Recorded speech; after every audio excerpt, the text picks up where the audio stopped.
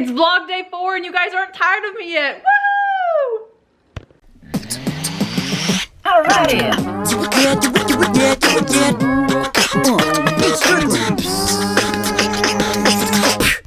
I'm super casual today, friends. I'm headed out to do Meals on Wheels, so very much a jeans and t-shirt type of day. So if you ever see anyone and you think like, how do they get so much done in a day? Everyone has the same 24 hours, right? But let me tell you a little secret, a little trick that I feel like not enough people have tapped into. So the word is pretty clear that whatever measure you give will be given to you, and you can't outgive God. So that doesn't stop with just your finances. A lot of people that tie that, you know, strictly to like financial contributions, tithes, offering, things like that. But what if you offered your time? What if you gave your time in abundance, and then in abundance it would be given back to you?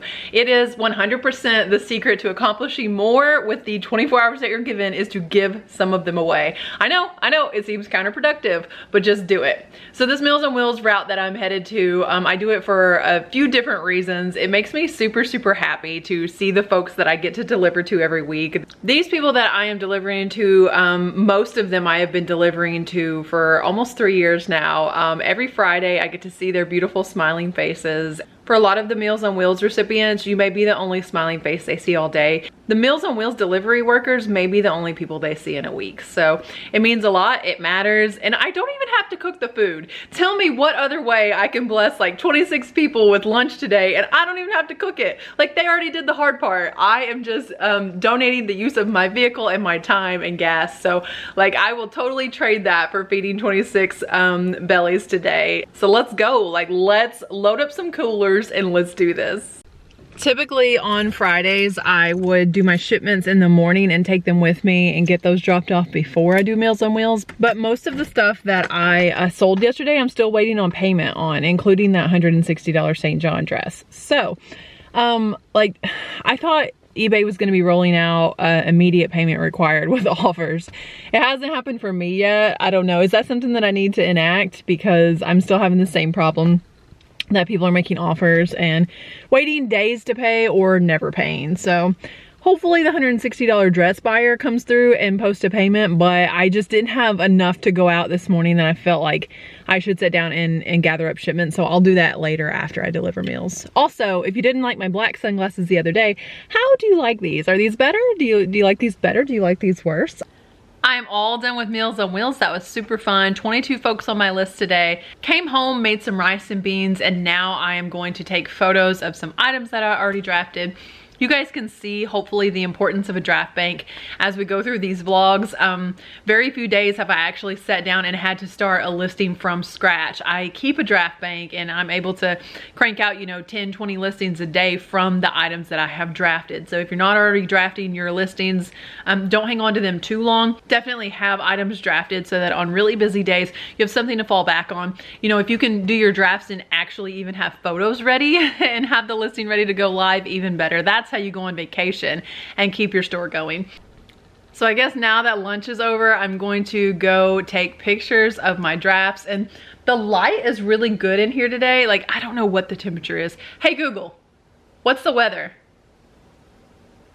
Right now in Dexter, it's 71 degrees. It's 71 degrees. So this bag has the items that I drafted that I'm about to list. I have some cool old lighter flints that are, I feel like they're worth listing, and some old matches in there also. I have some designer perfume bottles. If you're listing used perfume on eBay, you can't, so be sure that you're listing the bottle as to a collector.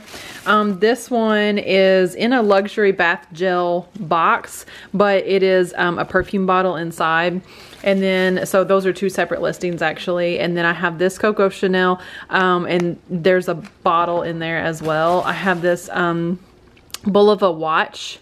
I bought this for $25, you guys. I'm hoping to get about 100 out of that. And then I have this Versace. I thought it was perfume, but it's actually a cologne. I was gonna keep it for myself, but I sprayed it on and I didn't love the way it smelled, but it's probably because it's a cologne and not a perfume. I like masculine scents, but that was too much. Anyway, and then I have this purse itself. This is a vintage Neiman Marcus purse. Look how that glitters in the light.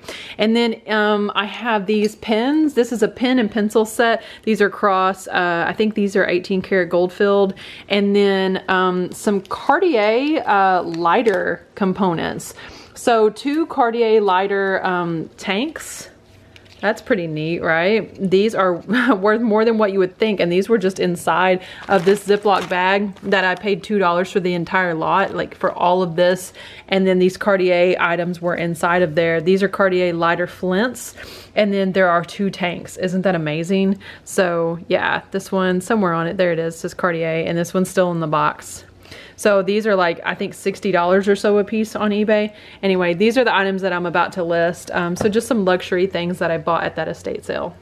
That was a super eclectic bunch of items. Everything's listed now, and I wanted to also sit down before I wrap up today's vlog and discuss with you guys the how and the why of being self-employed and working from my home. So I'm watching Sean Cannell over on Think Media, part of his masterclass, and he was talking about how like we have this vision in our minds of the CEO like on the beach with his laptop, and he says, I don't want to take my laptop to the beach. First of all, if I go to the beach, I want to enjoy it, and second of all, I don't want to get sand in my laptop. So shout out Sean Cannell for that great depiction, because it painted such a picture for me of like, we are not entrepreneurs working from home. And if that's just your dream, is to go full time and work from your home all the time, we don't want that because, oh man, I have this extra room in my house. Wouldn't it be nifty if I had a home office?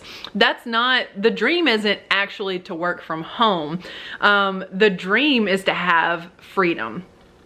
So the freedom dream would be freedom with your time, I think, more than anything, which comes from financial freedom. It's really disheartening for me to see people put in 15, 20 years at a place and still have to beg for a vacation, or, you know, be constricted to these allotted vacation times. And even if you're asking for time off without pay, that's a huge issue in some places. Meanwhile, the person whose dream you're clocking into, the owner of the company, they can generally arrange and make it possible to take off whenever they would like. I'm not saying that they do. They've worked hard and they got where they are for a reason, but they can arrange and make it happen. While the same employees that are clocking in to make that dream possible are under such constraints that they begin to feel that that feeling of being on a hamster wheel. And that is what drives a lot of people into entrepreneurship. That's what drives a lot of people to say, I want to be my own boss. I want to work from home. So while the dream isn't necessarily to have a home office, you know, our spare bedroom in this house is my office. It is my YouTube studio. It is my shipping station. It is everything. And it is one room. There's certainly not enough room in there for everything, but it was never my dream to convert that space into an office. My dream, however, is to pick my kids up from school every day, to make it to every school party, to coach soccer and track and be at every cross-country meet, to cheer for my son at every baseball game, to host my friends here, to be able to clean and decorate our home, you know, to be at home to do those things. My husband is self-employed as well, and so our dream is that if we want to go on vacation, we save and pay for that vacation and we take it when we would like to. So basically, I think if you asked any person why they are self-employed or why they would like to be self-employed, it is freedom. And like I say, it's a freedom with time, but that only comes from financial freedom. And that brings me to the how. So we know why people desire to be self-employed and work for themselves, and possibly that's your reason. I'm willing to bet that's most of your reasons. How do you get this financial freedom? I want to let you in on a little secret. I say a secret because I'm 36 years old and I don't meet many people my age that have figured this out, but lots of people older than me, it seems like, haven't figured this out. And a few people younger than me have figured this out. So I hope that we're on the cusp of a change, of things changing somehow, and people are beginning to grasp this concept more. But here's the secret. Financial freedom is not about how much money you make. Financial freedom is about how much money you spend. That's it. Write it down if you need to. It's not about how much money you make. It is 100% about how much money you spend. I could make $1 million a year, and if I spend $1,002 a year, I will still live paycheck to paycheck. On the reverse of that, I could make $20,000 a year and spend $15,000 and have $5,000 left over for a vacation. While we were raising a family of 5, our bills were at one point as low as $18,000 a year. It was during that time and living under such low overhead, if you will, that I decided to explore reselling. And it gave me, like, having such low bills was what gave us the financial freedom for me to be able to step away from my job as a realtor, which I am still licensed as a realtor and still practice briefly. But it enabled me to step away from that full time and to pursue this full time. Now, had we had, you know, $7,000 a month in bills, I wouldn't have been able to do that. The reason I bring all of this up is because I see so many people saying that they're working towards being full-time. And for the masses, I think that working towards being full-time means making more money. Raising that 90-day total, getting to a place where you feel like you've made enough money, which is ludicrous to me, unless you are also coupling that with paying off your existing debt. If you're always waiting to make enough money at this, I feel like you will always be waiting, unless you are coupling making enough money also with spending less money. You understand what I mean? Paying off some of that debt. So taking the money that you're making part-time as a reseller right now, or part-time as a YouTuber, or whatever your part-time gig is, whatever your side hustle is, if you want to turn your side hustle into your main job, then take that side hustle income and pay off that debt. Because just imagine if you turned your side hustle into your main job, but you only made $20,000 a year. You can't do that if your bills are $40,000 a year. So working towards paying all of that debt off is going to enable you, in my opinion, to turn that side hustle into big, big things. If all of this sounds overwhelming and you're thinking, wow, I thought I only had to focus on making more money, but now not only do I need to make more money and grow this business, but I also need to pay off my debt. I'm telling you, if you come at your finances this way, you're actually going to be relieved of so much stress that you're going to have this creative process to be able to just delve directly into whatever side hustle it is that, like I say, you want to be your main gig.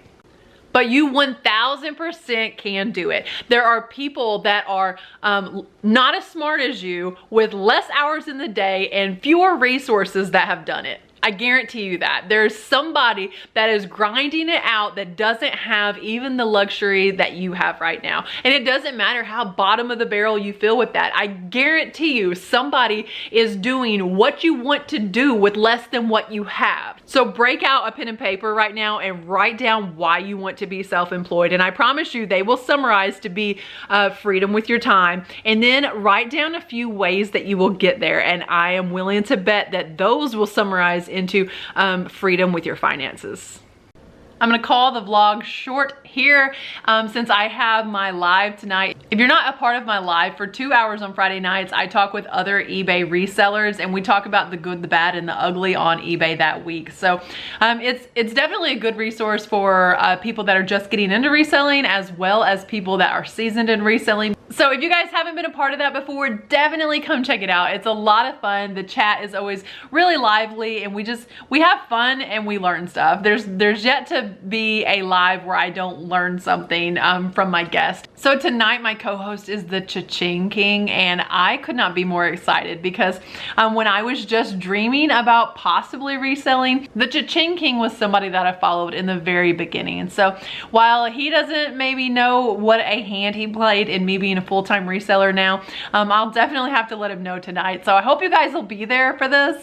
This will premiere on Saturday, and so the live was actually last night, and I hope that you guys were there. I thank you so much for being here, for watching this. If you're not already subscribed to this channel, what are you waiting for? It's free, and we just have a really positive time encouraging each other over here and sharing really, really valuable reseller information. So hit the subscribe button, turn on the bell notifications so that you know all month long when my vlogs are coming out and whether or not they are premiering. Thank you guys so much. God bless you, and remember, treat your business like your business. Alrighty.